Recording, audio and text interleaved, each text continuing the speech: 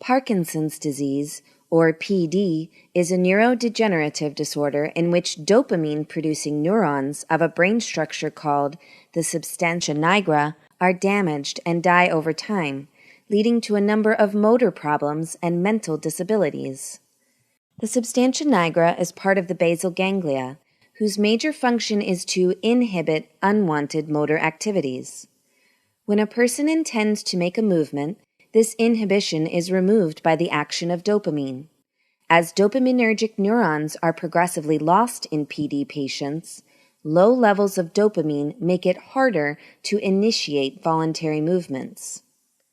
The events leading to neuronal cell death are poorly understood, but the presence of so-called Lewy bodies in the neurons before they die may offer a clue and is currently the subject of intensive research.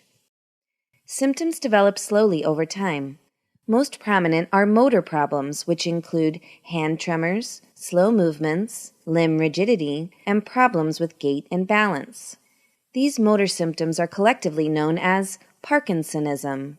However, Parkinsonism may also be caused by a variety of other factors, which must be excluded before a person can be diagnosed with PD. Other motor-related problems may include slurred speech and reduced facial expressions. In later stages, non-motor symptoms such as mood and behavioral changes, cognitive impairment, and sleep disturbances may be observed. The cause of Parkinson's remains largely unknown, but is likely to involve both genetic and environmental factors. There is no cure for PD, but current treatments are effective in managing motor symptoms. First-line treatment involves medications which aim to increase dopamine levels in the brain. Major classes of medication include levodopa, a precursor of dopamine.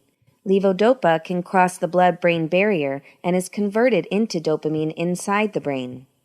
Levodopa is the most effective of all medications, but because it also produces dopamine elsewhere in the body, its side effects may become serious in the long term. For this reason, levodopa is always administered together with some other drugs that inhibit its action outside the brain. Dopamine agonists, substances that bind to dopamine receptors and mimic the action of dopamine. Another class of drugs includes inhibitors of enzymes that break down dopamine. For people who do not respond to medications, surgery may be recommended. The most commonly performed procedure, deep brain stimulation, involves the implantation of a device called a neurostimulator, which sends electrical impulses to specific parts of the brain. By doing so, the device controls brain activities to relieve symptoms.